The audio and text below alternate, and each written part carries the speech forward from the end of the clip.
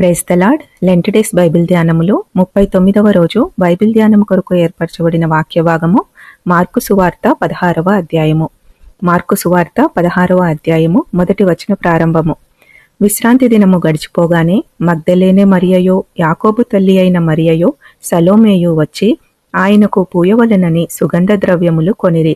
వారు ఆదివారమున పెందలికడ లేచి బయలుదేరి సూర్యోదయమైనప్పుడు సమాధి యొద్దకు వచ్చుచుండగా సమాధి ద్వారము నుండి మన కొరకు ఆ రాయి ఎవడు పొర్లించునని ఒకరితో ఒకరు చెప్పుకొనుచుండిరి.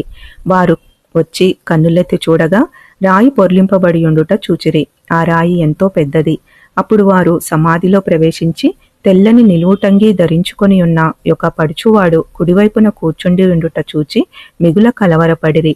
అందుకతడు, కలవరపడకుడి, సిలువ వేయబడిన నజరేయుడగు యేసును మీరు వెదుకుచున్నారు. ఆయన లేచియున్నాడు, ఇక్కడ లేడు.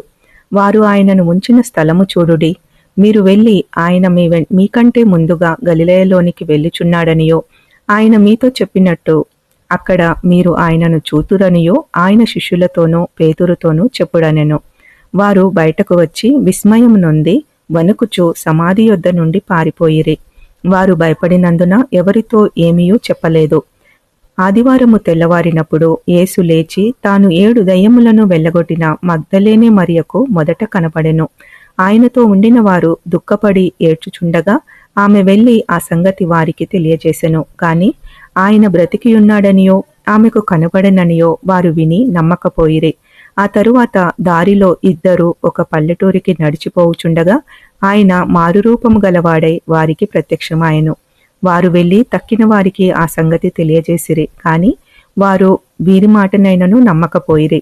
పిమ్మట 11 మంది శిష్యులు భోజనమునకు కూర్చున్నప్పుడు ఆయన వారికి ప్రత్యక్షమై తాను లేచిన తరువాత తన్ను చూచిన వారి మాట నమ్మనందున వారి అపనమ్మిక నిమిత్తమును హృదయ కాఠిన్యము నిమిత్తమును వారిని గద్దించెను. మరియు మీరు సర్వలోకమునకు వెళ్ళి సర్వ సృష్టికి సువార్తను ప్రకటించుడి. నమ్మి బాప్తిస్మము పొందినవాడు రక్షింపబడును, నమ్మని వానికి శిక్ష విధించబడును.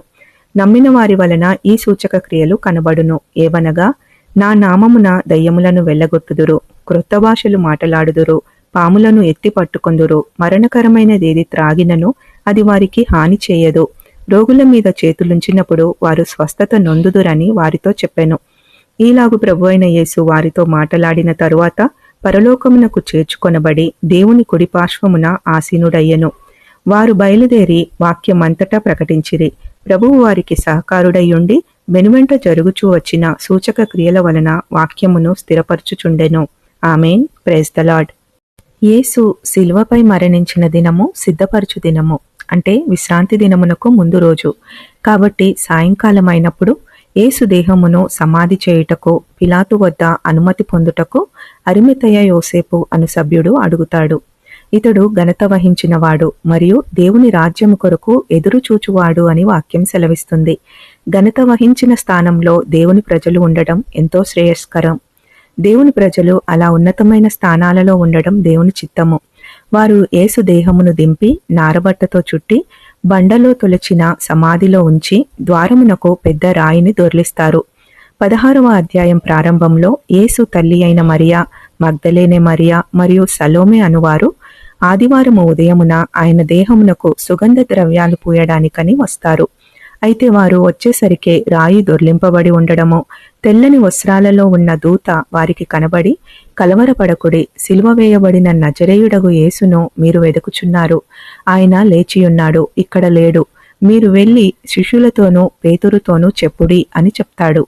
అయితే వారు భయపడి ఎవరితోనూ ఏమీయూ చెప్పలేదని వాక్యం సెలవిస్తుంది. భయము సువార్త ప్రకటనకు అతిపెద్ద ఆటంకము. ఈ ఆటంకము తొలగాలంటే మనకు పరిశుద్ధాత్మ సహాయం అవసరము. అప్పుడే ధైర్యముతో ప్రకటించగలుగుతాము. 7వ వచనములో శిష్యులతో పాటు పేతురుతో కూడా చెప్పమని పేతురు పేరు ప్రత్యేకముగా దూత చెప్పడం ఎంతో ప్రాముఖ్యమైన విషయము. దూత ఎందుకు పేతురుకును అని చెప్పవలసి వచ్చింది? పేతురు కూడా యేసు శిష్యుడే కదా. పేతురు ప్రభువును ఎరుగనని పొంకాడు. కాబట్టి తాను అపోస్తలుడిగా ఉండే అర్హత పోగొట్టుకున్నాను అని అనుకుంటున్నాడు. యేసు శిష్యులకు పంపబడిన సందేశము తనకు కూడా అని అనుకునే నిశ్చయతలో తాను లేడు. ప్రభువును కలుసుకునే ఆహ్వానము పేతురుకు కూడా అని అతనికి నిశ్చయత కలిగించడం కొరకు ప్రభువు చాలా మృదువుగా పేతురును ప్రత్యేకంగా పేర్కొంటున్నాడు.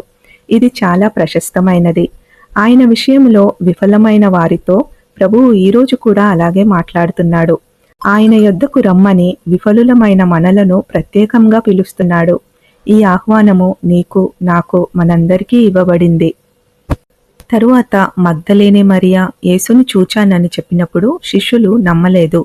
2 బాటసారులు యేసును చూచి వారితో చెప్పినా వారు నమ్మలేదు. 16వ అధ్యాయము 14వ వచనంలో యేసు తన శిష్యులను వారి అపనమ్మకాన్ని బట్టి, హృదయ కాఠిన్యాన్ని బట్టి వారిని మరలా గద్దించడం మనం చూస్తాము. వారి అవిశ్వాసాన్ని బట్టి యేసు తన శిష్యులను 7 సార్లు గద్దించినట్లు మనం చూస్తాము. ఎక్కువ సార్లు ఆయన వారి అపనమ్మకాన్ని బట్టి వారిని గద్దించాడు. వారిలో విశ్వాసం చూడాలని ఆయన కోరుకున్నాడు.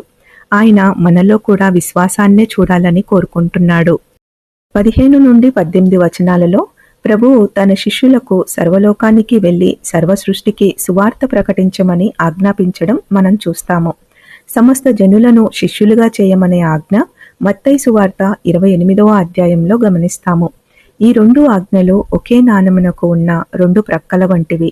సువార్తీకుని మాటలను మానవాతీతమైన అద్భుతాలతో నిర్ధారించుమని ప్రభువు వాగ్దానం చేస్తున్నాడు. శిష్యులుగా చేయుట సంఘమును క్రీస్తు శరీరముగా కట్టుటను సూచిస్తుంది.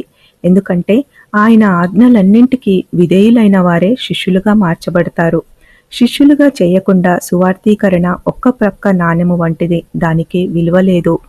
సువార్తికులు తమ పరిచర్య ద్వారా రక్షింపబడిన వారిని శిష్యులుగా చేయడానికి స్థానిక సంఘంలోనికి వారిని తీసుకొని రావాలని దేవుడు ఉద్దేశించాడు. అందుకే సువార్తికుడు అపోస్తలునితో, ప్రవక్తతో, బోధకునితో, కాపరితో కలిసి పనిచేసి క్రీస్తు సంఘాన్ని నిర్మించాలి. వారు మొదటి శతాబ్దంలో అలాగే చేశారు. ఈ రోజులో ఈ సహకారం అరుదుగా చూస్తున్నాము. అందుకే క్రైస్తవ సంఘంలో ఈ రోజున లోతులేని విశ్వాసులను చాలా మందిని చూస్తున్నాము. ఒక రాళ్ల కుప్ప ఆలయంగా కట్టబడాలంటే రకరకాల పనివారు కలిసి పనిచేయాల్సి ఉంటుంది. ఇది కూడా అంతే. ఈ 2 గొప్ప ఆజ్ఞలకు సంబంధించి మన ప్రత్యేకమైన పిలుపును నెరవేర్చుటకు సహాయము కొరకు మన ప్రభువును వేడుకుందాము. ఆమేన్. Praise the lord. యేసు నన్ను ప్రేమించినావు, పాపినైనా నన్ను ప్రేమించినావు. యేసు నన్ను ప్రేమించినావు, పాపినైనా నన్ను ప్రేమించినావు. నన్ను ప్రేమింప మానవ రూపమెత్తిన నముగా జీవము సిల్వపై ఇచ్చి కన్నా తల్లిదండ్రుల అన్నాదమ్ముల ప్రేమ కన్నా మించిన ప్రేమతో యేసు నన్ను ప్రేమించినావు, పాపినైనా నన్ను ప్రేమించినావు. యేసు నన్ను ప్రేమించినావు, పాపినైనా నన్ను ప్రేమించినావు. హల్లెలూయా.